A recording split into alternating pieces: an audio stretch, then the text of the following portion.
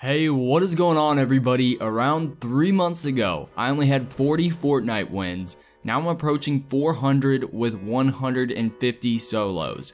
I might not be a pro, but I've compiled my list of tips to help you elevate your game to consistently get victory royales and some nice bragging rights on your friends.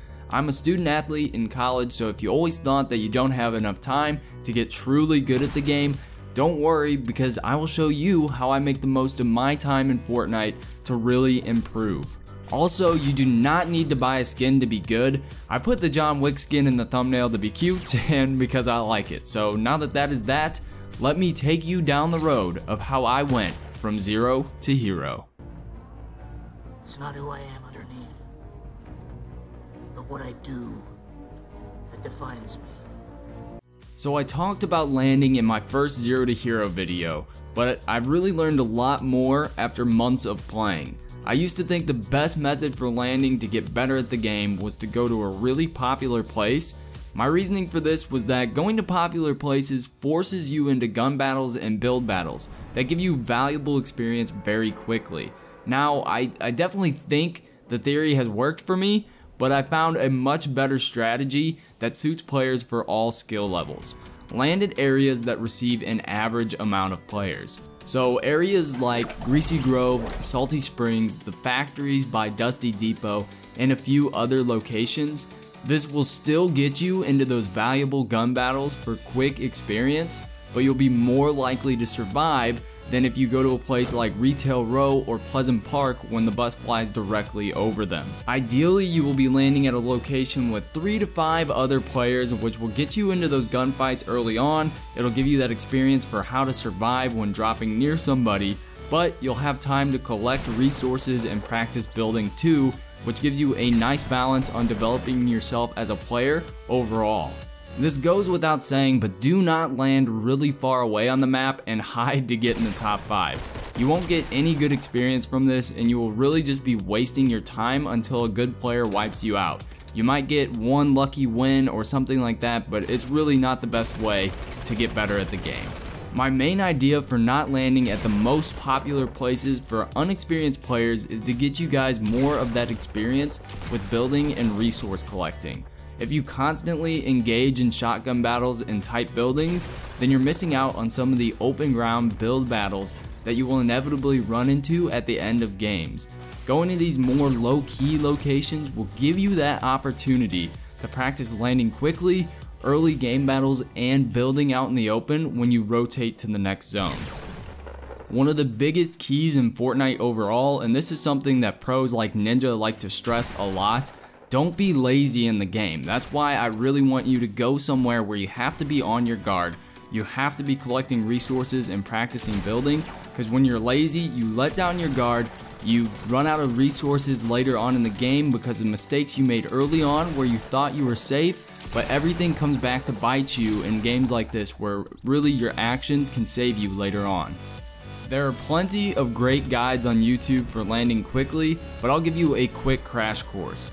Drop from the bus while you're far away from your target location and let your glider pull itself towards a river, low road, or a valley. This will help you drop farther and land before other players. Some YouTubers recommend landing on roofs and others recommend landing at the bottom of houses.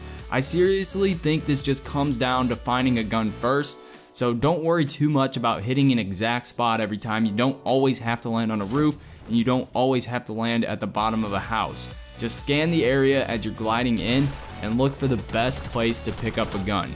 You can always build yourself to the high ground later, so don't always worry about getting on top of a roof or on top of a building. Looting efficiently is incredibly important at the start of games, but it is really important throughout as well. Upon landing, you of course want to pick up any gun you possibly can, and yes guys, even a crossbow.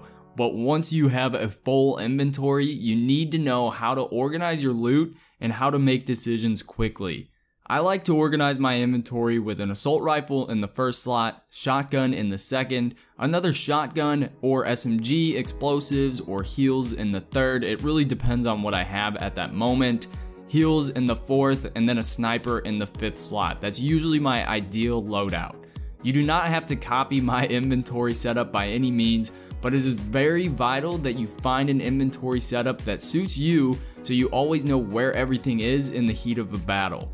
As far as what weapons to use, this also comes down to personal preference. I like to stack a pump shotgun next to a tactical or heavy shotgun early on in the game so I can switch between the two and fire off shots very quickly, but I'll drop one of those shotguns for a grenade launcher, shields, or an RPG later on. Figure out what weapons work best for you and go from there. Whenever you eliminate somebody, you obviously get excited because they drop all their loot. You need to pick up their resources as quickly as possible so you can get ready for the next fight. However, before you just charge right over to their stuff, and this is a habit I had for the longest time, make sure you're aware of your surroundings.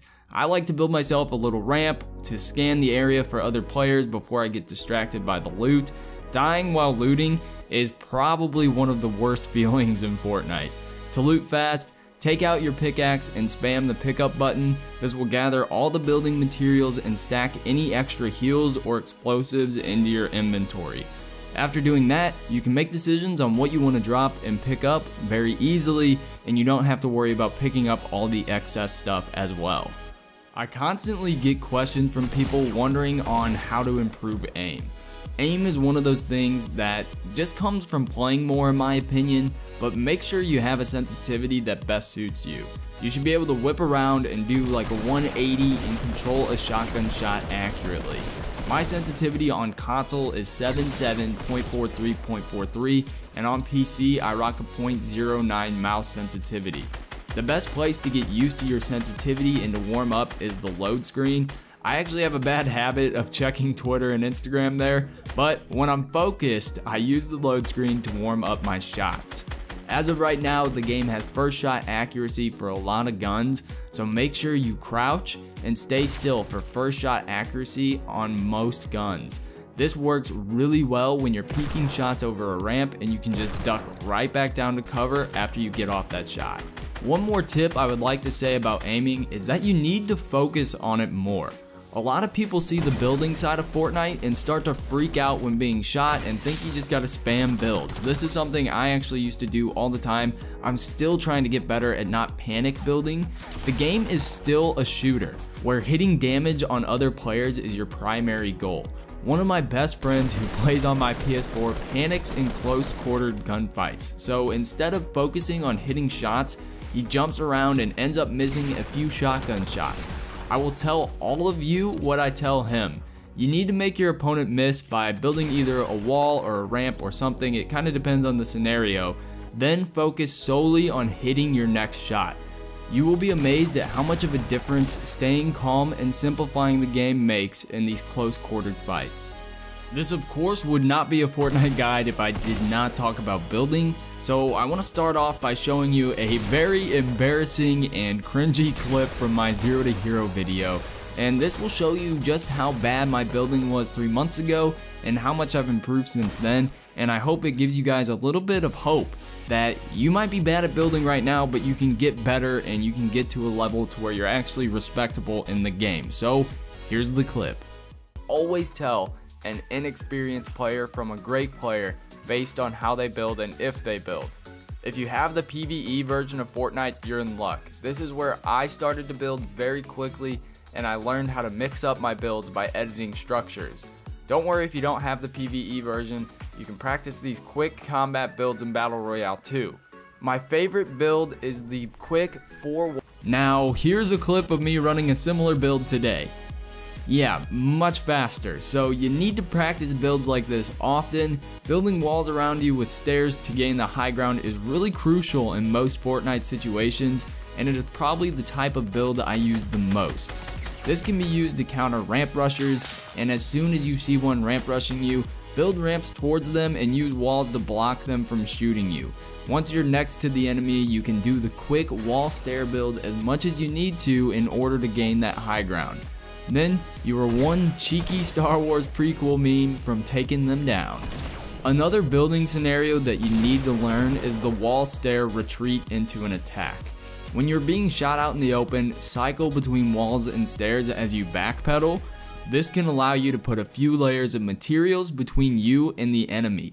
When they are reloading, ramp yourself up and start firing back. Most of the time you'll have the high ground and you'll catch them off guard because they thought they had the advantage.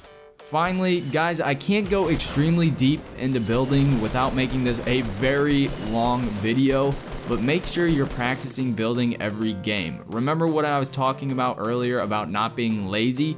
To consistently win, you need to know how to ramp rush, edit structures, counter ramp rushes, and regain the high ground when someone builds over you. These are all things you can practice as you rotate. If you're far away from other players, you can practice a ramp rush just out in the open. There doesn't even have to be a player there. I have already made a couple videos on these topics, but I will make more in-depth videos on all of them in the future, so make sure you stick around on our guides playlist for more. For those of you who use controllers on PC or console, make sure you're using either Combat Pro or Builder Pro. I currently use Builder Pro, and this allows me to switch between stairs, walls, and floors really quickly. If you're not used to these settings, it might take you a little bit to adjust, but in the end, you will come out a much better player. Builder and Combat Pro also let you switch between building and weapons much faster than the default controls. Whether you play with a mouse and keyboard or a controller, you need to constantly practice switching between building and weapons to make the action muscle memory, and this will make you better overall. Limited time modes like the 50v50, snipers only, and others can be great modes to practice certain aspects of your game. 50v50 allows you to practice building without much trouble since you have 49 other teammates. Take advantage of the opportunities presented in these modes and get better at building, sniping, or whatever the future modes hold. My sniping became so much better after playing the snipers only mode for a few hours the last time it was out. Whenever you play regular solos, duos, or squads, you might not pick up a sniper for a few games, so it can be really hard to get used to the sniper and to perfect your shot. This is where those limited time modes come into play, and 50v50 does not affect your stats if you're someone who worries about that. So overall, the limited time modes present a great way to practice your game and to fine-tune your skills. Alright everybody, on to the biggest question I received for Fortnite, and maybe it's something you've been wondering too. How do I get better at the end of games? This is where all those previous steps all compile together to help you survive at the end of the game. You need to go to somewhat popular areas because this will get you that gunfight experience for later on that is inevitable when you're in that top 5. You will also have much better loot to help you survive. Somebody commented in the past, how do I win in the top 5 when I only have a pistol? Now guys, not even Ninja can help you with that one. If you only have a pistol at the end, you hid the whole game and probably are not good enough to win anyways.